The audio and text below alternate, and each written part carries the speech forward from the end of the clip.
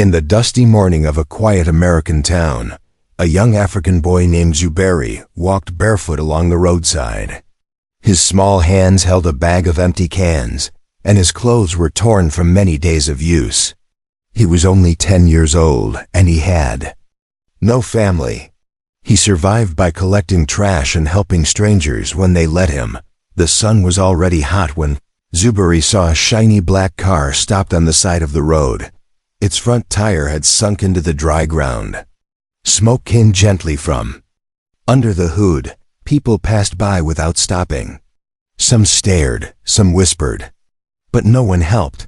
Zuberi hesitated, then stepped forward. The man beside the car looked troubled, bending over the tire with a wrench that wouldn't turn. Zuberi said nothing. He simply knelt beside the tire, placed his hands on the metal, and began working. His fingers were used to sharp glass, rusted nails, and burning pavement. Pain was not new to him.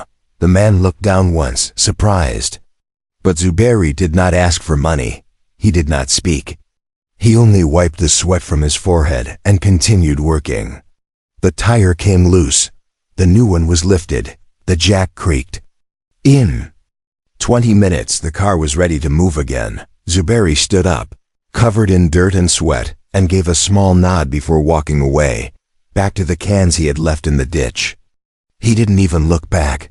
What Zuberi never knew was that the man he helped was Mr. Edmund Sterling, the quiet and wealthy owner of the private school that Zuberi had stood outside of so many times, watching children in clean uniforms walk past him like he was invisible. Mr. Sterling sat in his car for a long time after that.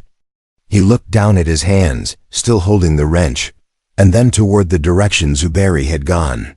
Something in his heart stirred. But he said nothing, did nothing, at least not yet. And far away from the road, Zuberi sat under a tree with only one piece of bread in his pocket. He did not know that the moment he touched that tire, his entire life began to shift like the turning of a wheel that had been flat for far too long. For many days after that morning, Zuberi returned to his routine. He walked through the alleyways of the town with his bag of cans. He swept shop fronts for a few coins. He slept beside a broken fence behind an old laundry shop. He never expected anything to change, and no one ever gave him a reason to believe it could. But every morning, Zuberi would pause in front of the tall iron gate of Hillside Academy, the most beautiful school in the town. It had clean windows, green lawns, and strong stone walls. Children in pressed uniforms walked through its gates with backpacks full of books and lunchboxes packed with care. Laughter echoed behind those walls like music he had never learned. The rhythm to Zuberi only stood there for a few minutes each day. Sometimes he picked up trash from the sidewalk just outside the school. Other times he stared through the gate, not with jealousy, but with wonder. He didn't hate the children. He didn't even feel sorry for himself. But deep down, behind the quiet in his heart, there was a dream he had buried long ago. He had always wanted to learn how to read. Not far from the gate, in a black SUV with dark windows, Mr. Sterling sat quietly. No one knew he came early every morning. No one noticed how he watched from a distance. But he saw the boy again. The same boy who had changed his tire with hands full of dirt and no expectation of anything in return. Mr. Sterling remembered that face. The determination, the silence, the strength. For the first time in years, he didn't look at balance sheets or business contracts. He looked at a child, a real one. And something in his heart pulled him forward, but his feet stayed still. There was hesitation, the kind that grows in a man who has spent too long behind walls of wealth and comfort. One evening, rain began to fall. The streets turned to rivers of mud. Zuberi had found a plastic sheet to cover himself. He curled under it, beside the gate of the school, using his bag of cans as a pillow. He didn't cry. He didn't complain. He only closed his eyes and whispered the name of his late mother, asking Allah to keep her close in Jannah. From a building across the street, Mr. Sterling watched. He had followed without thinking. And as the rain soaked through his coat, he whispered a prayer of his own, one he had not said since he was a boy. But Zubairi didn't know any of this. He didn't know he was being watched. He didn't know the owner of the school had not stopped thinking about him.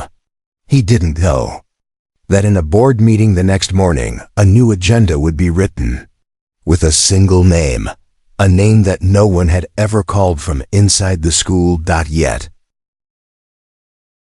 Inside the quiet walls of Hillside Academy, change moved slowly and silently like wind behind closed doors.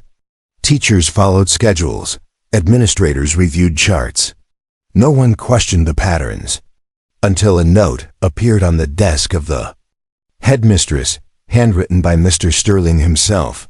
It contained only one sentence: "Find the boy who helped me change my tire." But the note did not have a name, no address, no photo. Just a memory and a command. And so the search began quietly, through whispers and phone calls. The staff asked around town. They checked records, but found nothing. The boy was not on any list. No birth certificate, no school enrollment, no guardians, no last name. He simply did not exist, at least not on paper.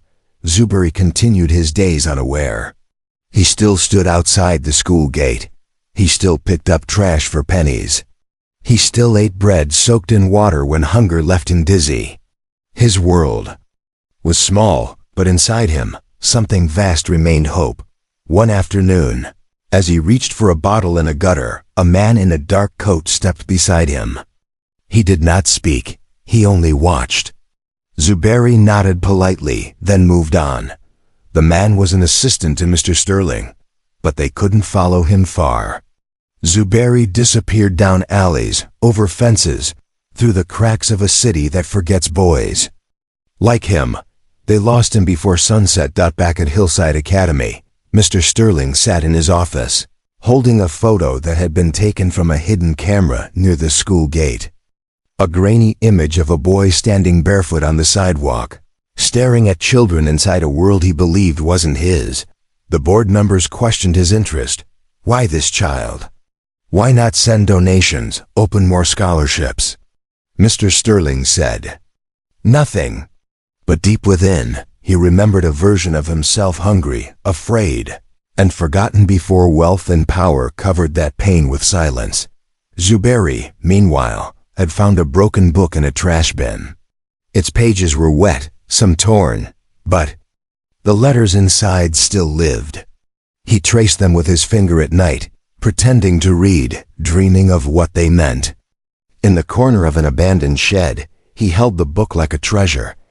He still didn't know a man with influence was searching for him. He didn't know that his face had become a mystery behind school doors. He didn't know that tomorrow, a car would stop in front of him again, and this time, it wouldn't be because of a flat tire. The morning was gray. Clouds stretched across the sky like a heavy curtain, but no rain came. Zubairi walked the same road he always did, dragging his bag of cans behind him, the broken book tied gently with string against his chest. The city moved around him, fast and uncaring. But something strange happened that day. A black car, the same type he remembered from before, slowed near the sidewalk. Its tires were full. Its engine was smooth. There was no smoke. No trouble. It simply stopped. Zubairi looked once, then looked away. Cars didn't stop for boys like him unless someone wanted him to move. The window rolled down. A suited man stepped out. Not the one he had helped, but someone younger, with careful eyes. He didn't speak. Instead, he opened the back door, stepped aside, and waited. Zubairi froze. He clutched his bag tightly. His eyes moved to the book on his chest, then back to the man. Another moment passed. Then a voice, old, steady, and familiar, called from inside the car. Not a command, not a threat, just an invitation. Zubairi stepped closer. Inside, Mr. Sterling sat in silence. He looked at the boy, not like a poor child, but like someone worth waiting for. His expression was calm. His hands rested on his knees. The space beside him was empty, waiting. Zubairi did not speak. But something inside his chest beat louder than before. He climbed in. The car door closed gently behind him. They drove in silence, past the corners he knew, past the broken shops, past the fence he had slept behind, until finally they arrived. At the gate of Hillside Academy, the car didn't stop outside. It rolled forward. Inside the gate, for the first time in his life, Zubairi passed the place he used to stand. The children in uniforms turned to look. Some pointed. Some whispered. But none of that mattered, because Zubairi wasn't looking at them. He was looking at the stone building ahead. The windows full of light, the sound of pages turning. The air smelled of chalk and old wood, a place he had only dreamed of. The car stopped. The door opened, but Zubairi didn't move. He waited. Mr. Sterling stepped out first, then looked back, and slowly, without words, Zubairi followed. Inside the school, teachers whispered. Students paused. The headmistress approached. Mr. Sterling gave her a small nod. She turned to Zubairi and led him down a hallway lined with history and pride. But no desk had his name. No record held his past. The system wasn't ready for a child who had never been counted. And yet, as Zubairi placed his hand on the doorway of a classroom, something inside him whispered that he belonged, even if the world didn't know it yet. He didn't know if this was a gift, a test, or something else entirely. He only knew one thing: he would not waste it. The chair at the back of the classroom had always been empty. For years, it had gathered dust in the far corner, quiet, unnoticed, forgotten. Until that morning, Zubairi stood at the doorway, unsure if he should walk in. The teacher, a woman with tired eyes and a soft expression, gestured without words to the empty seat. The children in the room turned their heads. Some looked curious. Others looked confused. Zubairi's shirt was worn thin. His shoes were 2 different sizes. His hands still bore the roughness of street labor. But none of that mattered to him now. Slowly, he stepped forward and sat at the desk. It creaked beneath him, but he didn't mind. He placed the broken book on his lap. The teacher wrote on the board. Letters, numbers, symbols he didn't understand. Zubairi watched closely, trying to copy every mark with his finger on the table. He didn't speak. He didn't raise his hand. But his eyes moved quickly, full of quiet hunger. From the hallway window, Mr. Sterling watched. He didn't enter the room. He didn't interrupt. He simply stood there, watching the boy who once fixed his tire, now holding a pencil like a lifeline. And something deep within the manna place he had buried with years of silence and wealth began to warm. But Zubairi's journey inside the walls of Hillside Academy was not simple. At lunch, he sat alone, not because he wanted to, but because the other children didn't understand him. Some whispered that he didn't belong. Some laughed at his shoes. Others avoided him completely. Zubairi didn't cry. He simply took his piece of bread from his pocket, dipped it in water, and ate with quiet dignity. At night, he stayed in the caretaker's shed, the only place available. It was better than sleeping under trees. He made a bed from cloth scraps and cleaned the space with care. He studied late, copying words from chalkboards he had memorized. He whispered letters to himself like prayers. And each morning, he stood before the mirror and repeated the name he was now allowed to write. Zubairi M. The last initial was given by Mr. Sterling, standing for mercy, because the boy had shown it first. But storms were coming. Not everyone welcomed change inside the school. Some parents sent letters. Some board members protested. A boy with no records, no background, no surname inside their precious institution. And Zubairi heard them. The whispers, the anger, the rejection. He just kept learning. One day, a teacher found a note on her desk, written in careful handwriting. I do not understand the words, but I want to. Please teach me more. Zuberi had signed it with a drawing of two hands, one small and one large, changing attire together. That afternoon, the teacher gave him an old reading book no one else saw. She only slipped it onto his desk as she passed by. Zuberi held it to his chest like it was gold. He didn't know that behind closed doors, a decision was being made, one that could either open the school's gates forever or close them to him for good. The walls of Hillside Academy stood strong, but inside them, tension grew like smoke without fire. Whispers turned into voices, voices turned into letters. And soon, those letters piled high on Mr. Sterling's desk. They all said the same thing: remove the boy. Some claimed he did not belong. Others said his presence lowered the school's standards. A few feared their own children would ask uncomfortable questions. Mr. Sterling read every word in silence. Each letter was a mirror reflecting a world he once escaped, a world where people were judged not by who they were, but by what they wore, where they lived, or whether their names were found in government records. That night, he sat alone in the school chapel. He didn't pray loudly. He simply stared at the floor, remembering the moment Zuberi looked into his eyes and saw only a man in need, no status, no wealth, just a flat tire and a helping hand. But the board met the next morning. 12 chairs. One long table.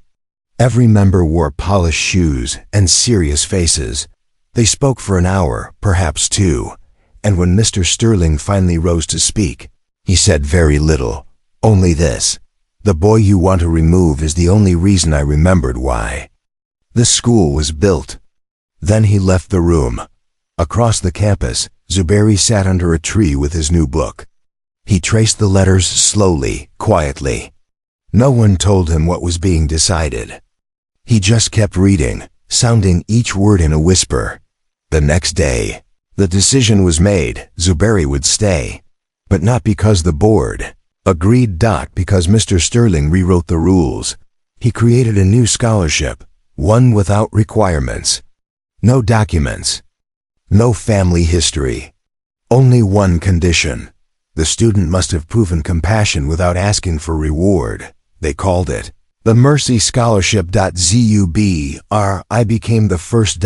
And though he did not know the details, he could feel it. Something in the air had changed. That afternoon, a group of students approached him at lunch. One placed an apple beside him. Another offered a pencil. No words were exchanged. Just simple acts, quiet, like the one he had once given. Later that week, Zuberi was asked to help clean the school garden as part of a group project. He worked harder than anyone. And for the first time, when the others laughed, he laughed too. But not every heart had changed. Not every door stayed open. And somewhere in the shadows of the school's halls, a set of eyes watched Zuberi closely, not with kindness, but with something colder. Because even when mercy opens a door, there are always those ready to close it again. The flowers in the school garden began to bloom under Zuberi's care.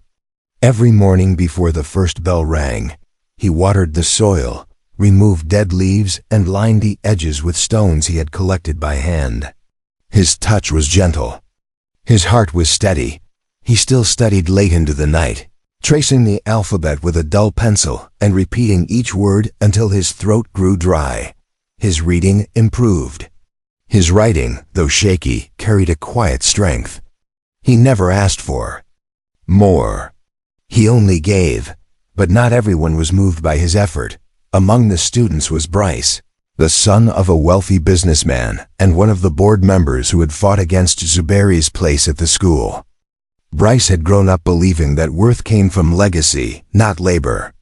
And to him, Zuberi's presence was an offense, an unwanted reminder that kindness, not money, had brought the boy through the school gates. One afternoon, when the hallways were empty and the classroom still, Bryce entered the storage room where Zuberi kept his school supplies. Quietly, he took the notebook where Zuberi had copied his lessons. Every letter, Every page, every struggle. All of it was in that thin, fragile book. And he tore it page by page. Then scattered the pieces into the garbage bin behind the cafeteria. That night, Zubairi returned to the room. He found only the broken string that once held the book together. He stood still. His eyes did not water. His lips did not move. He gathered the empty table, cleaned it with care, and sat down again. Then, slowly, with trembling fingers, he began rewriting everything from memory. Letter by letter, word by word. The next day, a teacher noticed. She asked where his original book had gone. Zubairi did not answer, but Mr. Sterling found out, and when he did, he asked the school janitor to search the garbage behind the cafeteria. What they found were torn pages still carrying Zubairi's name, written with care. Mr. Sterling called Bryce into his office. He said no words of punishment, no speeches. He only handed the boy a broom and pointed toward the garden.